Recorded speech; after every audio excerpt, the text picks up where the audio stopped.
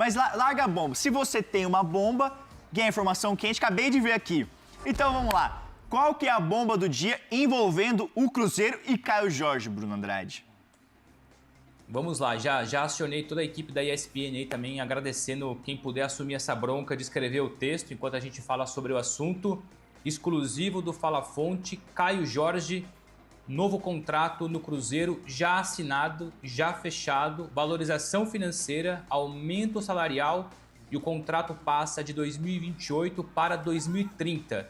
Então o Cruzeiro nesse furacão aí de propostas recusadas, muita insistência do lado do Flamengo, o que mexeu com o jogador é verdade, por vários motivos. É um poderoso querendo o Caio Jorge, que já defende um poderoso como o Cruzeiro. O Cruzeiro achou por bem e de forma significativa aumenta o salário do Caio Jorge, artilheiro do último Brasileirão, artilheiro da última Copa do Brasil, o 9, referência ofensiva da Raposa, mais 2 anos de contrato, acordo fechado, acordo assinado minutos atrás, depois de o Cruzeiro resolver todas as questões envolvendo o Gerson, passou agora a pasta Caio Jorge, novo contrato assinado, Caio Jorge fica, ou pelo menos tem a extensão de contrato no Cruzeiro até 2030. Mais 2 temporadas, então, no contrato novo do Caio Jorge com o Cruzeiro, amigos. Então, Caio Jorge renovou com o Cruzeiro. A informação de ontem que o Flamengo fez uma terceira proposta para contratar o Caio Jorge, valores que superaram 30 milhões de euros fixos e não tinha incluso um atacante, um jogador do Flamengo nesse negócio. Dá conta que o Cruzeiro realmente fechou as portas e bate naquela tecla de 50 milhões de euros, né, Hernan? E assim, ontem a postura do Cruzeiro era uma postura muito serena em relação a isso, né? É uma postura muito tranquila. O Cruzeiro estava muito seguro de que só faria esse movimento se tivesse o valor global de 50 milhões de euros nas propostas do Flamengo. E obviamente, essa última proposta, ela foi uma proposta que não chegou perto desse valor, que não se aproximou desse valor e o Cruzeiro não empolgou. E como a gente tinha noticiado, a gente tinha trazido esse bastidor durante a semana, de que o Pedrinho, na representação do Cruzeiro, o Pedrinho BH, dono da SAF Cruzeiro, virou para todos os jogadores, inclusive o Caio Jorge estava presente na conversa, na reapresentação, e ele disse, não vamos vender o Caio Jorge. O Gerson chega hoje. Eu até brinquei no começo da live que eu confundi a data, meu dia foi tão corrido ontem, mas é isso. O Gerson chega hoje para ser anunciado hoje, e ao que tudo indica, o anúncio da renovação do Caio Jorge também será hoje. Então, mais uma vez, o seu Cruzeiro, Rod Reis, vai dominar o noticiário brasileiro, porque tem a maior contratação da história do futebol brasileiro numa questão financeira e a renovação do artilheiro do último Brasileirão. Então, não fique tranquilo que a ESPN vai dar o espaço necessário para o Cruzeiro e outros canais também. O Gerson contratadíssimo, chega então logo mais a Belo Horizonte para poder assinar o contrato válido por 4 temporadas, exames médicos, a maior compra da história do futebol brasileiro, 27 milhões de euros fixos, mais 3 por objetivos, valor global de 30 milhões de euros. Ontem, no começo da manhã, o formato estava nos 26 mais 4, só que o Zenit esticou um pouco mais a corda e foi para os 27 mais 3, mas o valor global se manteve, 30 milhões de euros. Gerson, então, será o grande nome, por enquanto, do mercado nacional. Ô Bruno Andrade, o Cruzeiro já anunciou o seu reforço, mais um reforço, né? Vai anunciar para a temporada, mais uma contratação, que é o Chico da Costa. Coloca aí, produção.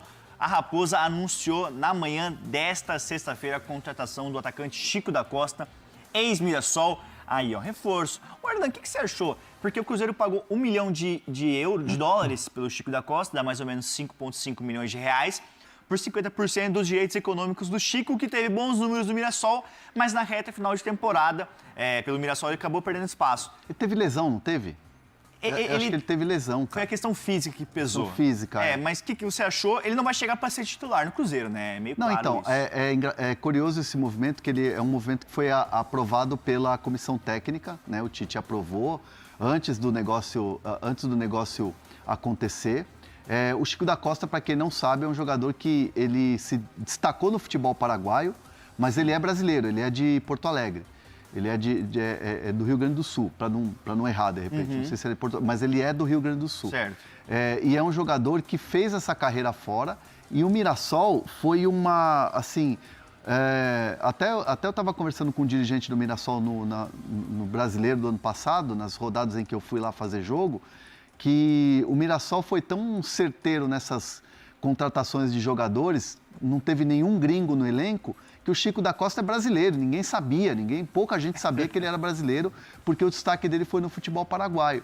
E o Mirassol lucra uma grana, né, com a valorização que o jogador teve, e é um jogador jovem ainda, não é um jogador já quase reta final de carreira. É um jogador jovem, é um jogador que é muito competitivo no campo, é um cara que treina muito bem, se dedica muito nos treinamentos, e é um jogador que chega no Cruzeiro, obviamente, sabendo que não vai ser titular no Cruzeiro.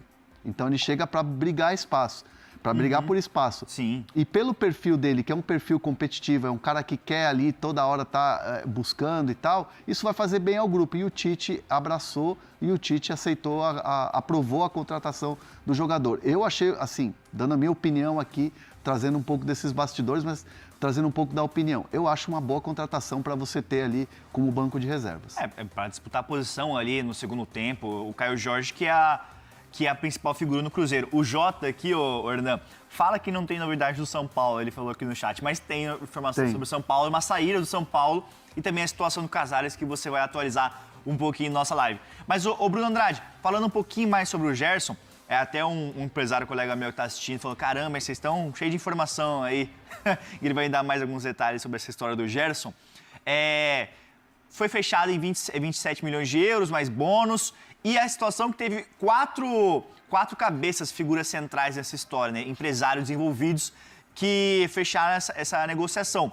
Que o Gerson, um cara que fez muito esforço para jogar no Cruzeiro, né? E aí ele acabou não dando certo no Zenit e volta com essa intenção de disputar por uma vaga na Copa do Mundo, né, Bruno?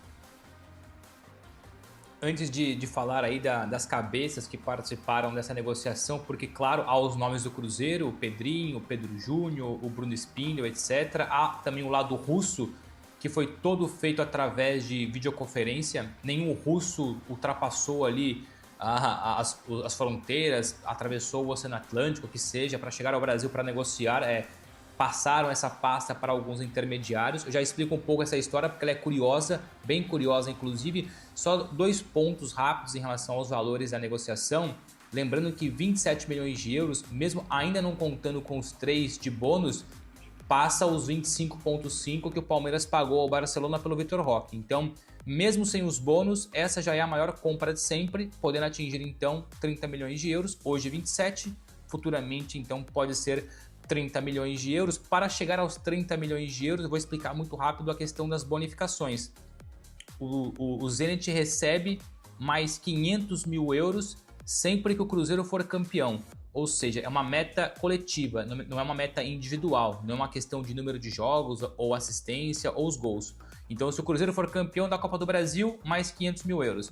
Se o Cruzeiro for campeão do Brasileiro, da Libertadores, eventualmente do Mundial, Taça Intercontinental, etc., mais 500 mil euros.